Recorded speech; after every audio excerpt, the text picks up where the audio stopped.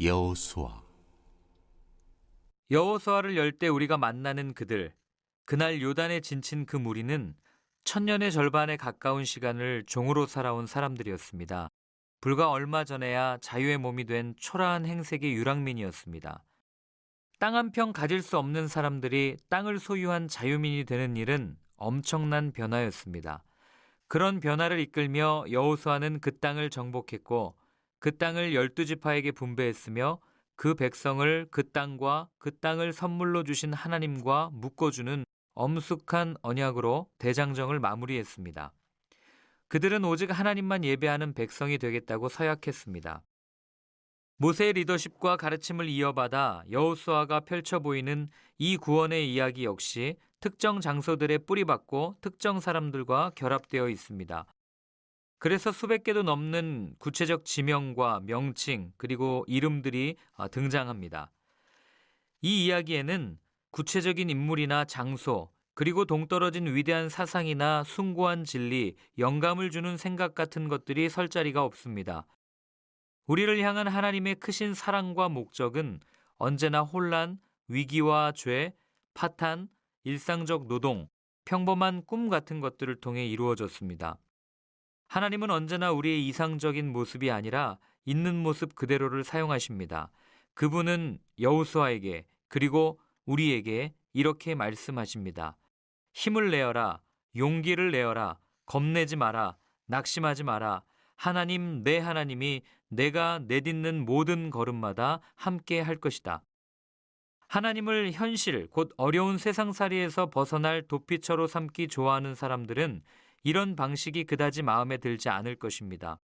그러나 현실 도피가 아니라 현실을 추구하는 이들에게 이런 식으로 전개되는 하나님의 구원 이야기, 곧 불같은 의지와 믿음으로 여호수아가 자기 백성을 위해 땅을 정복해 나가는 이야기, 비상하리만치 신중하게 모든 지파와 집안들의 이름을 하나하나 불러가며 그들에게 제 몫을 할당해주는 이야기, 실로 좋은 소식입니다. 여호수아서는 현실에 뿌리박은 삶을 위한 확고한 토대가 되어주는 책입니다.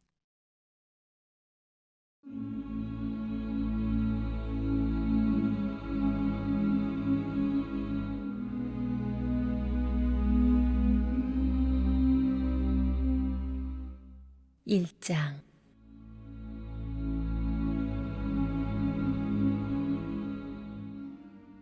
하나님의 종 모세가 죽은 뒤에 하나님께서 모세를 보좌하던 여호수아에게 말씀하셨다. 내 종 모세가 죽었으니 가거라.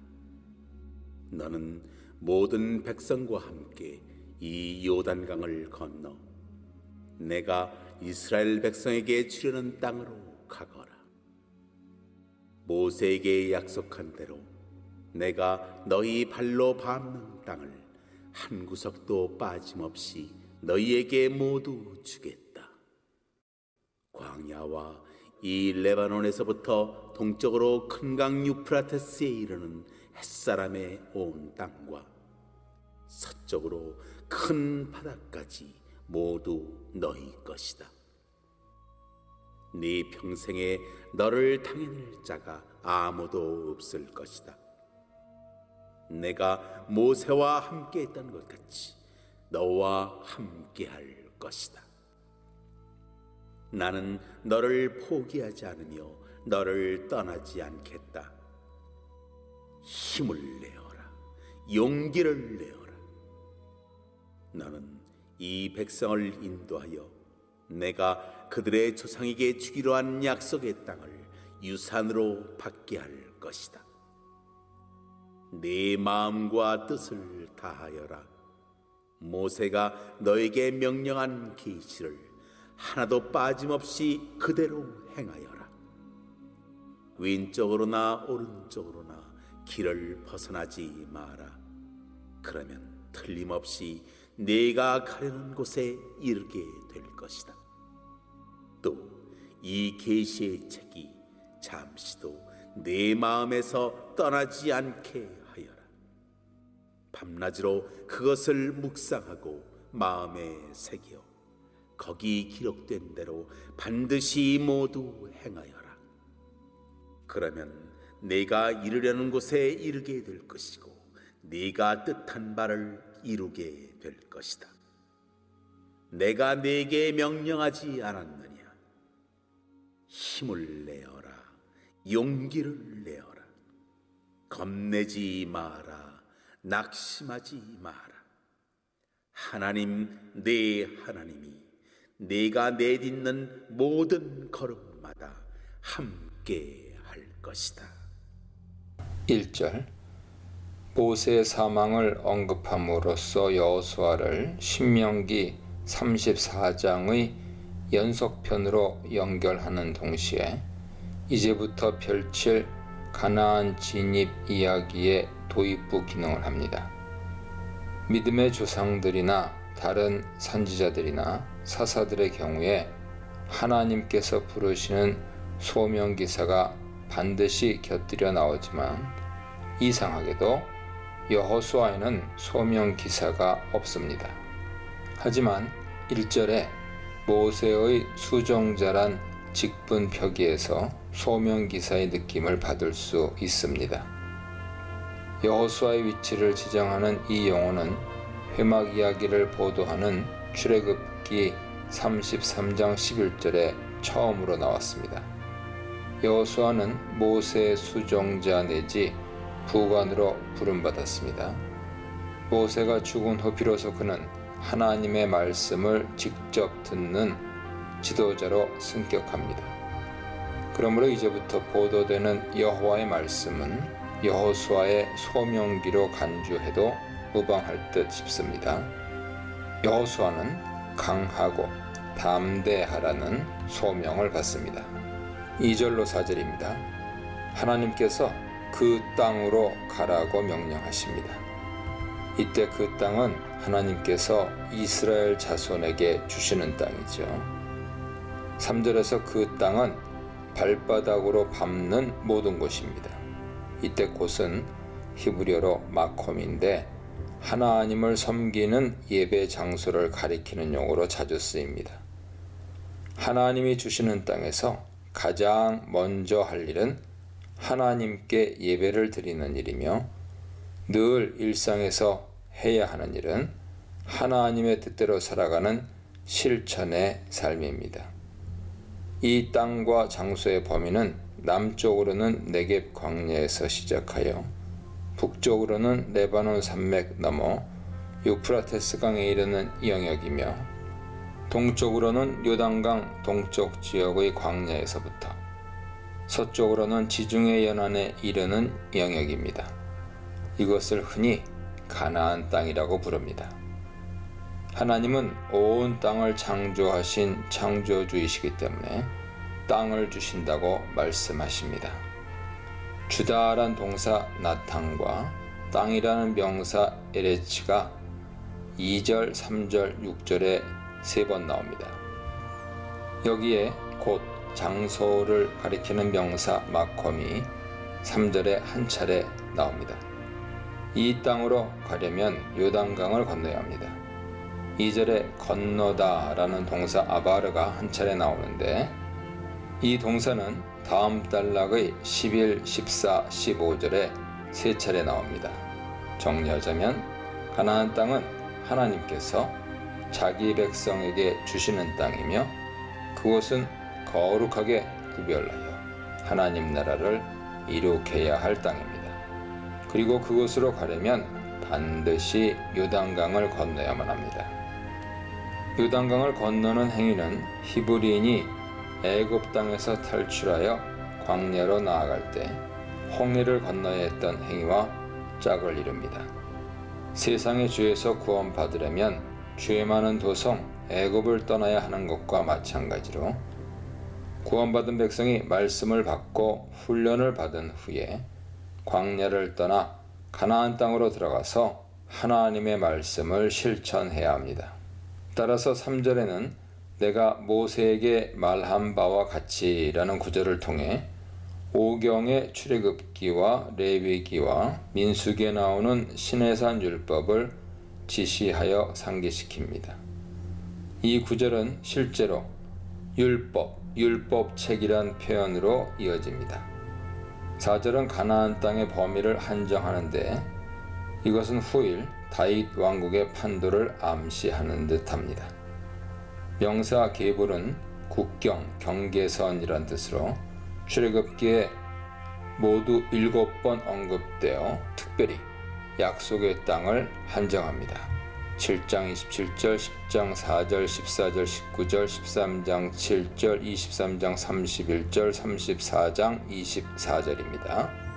따라서 이 용어를 통해 여호수아가 오경의 연속편임을 은근히 암시하고 있습니다.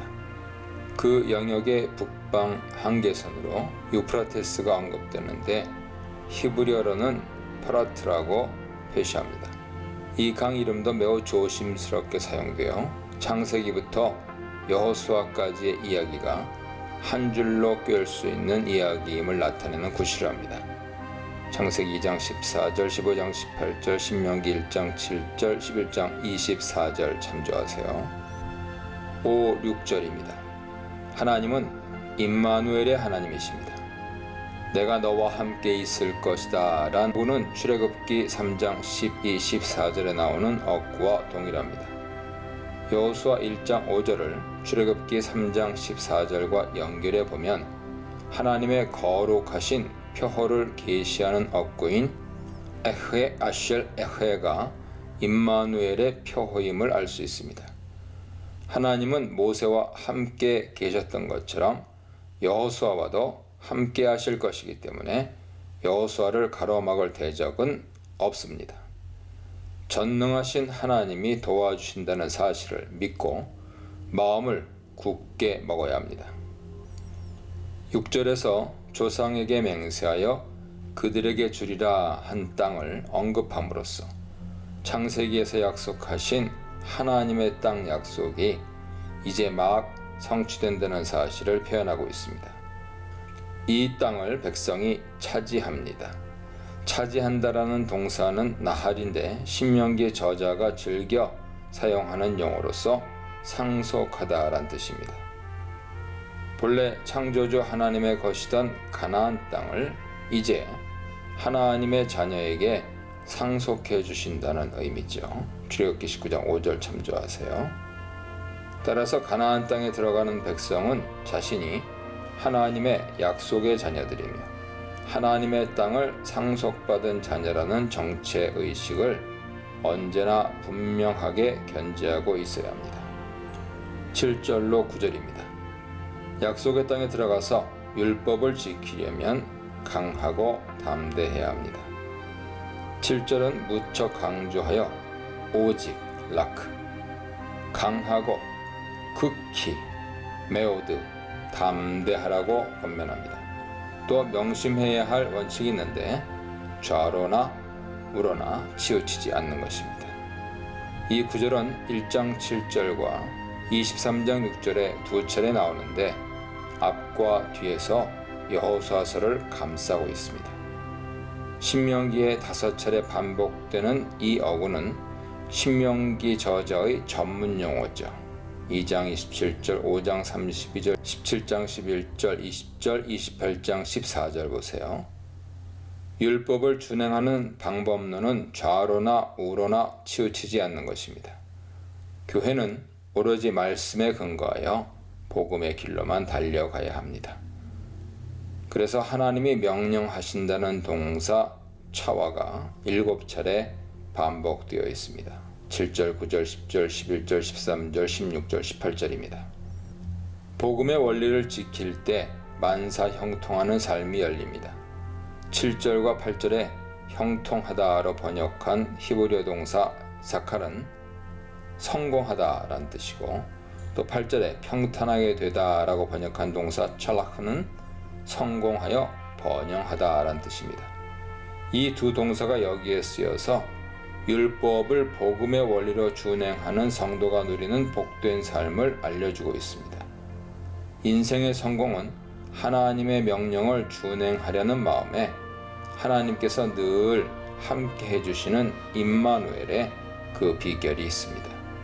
그래서 하나님께서는 네가 어디로 가든지 네 하나님 여호와가 너와 함께 하느니라 라고 여호수아에게 약속하신 것이죠.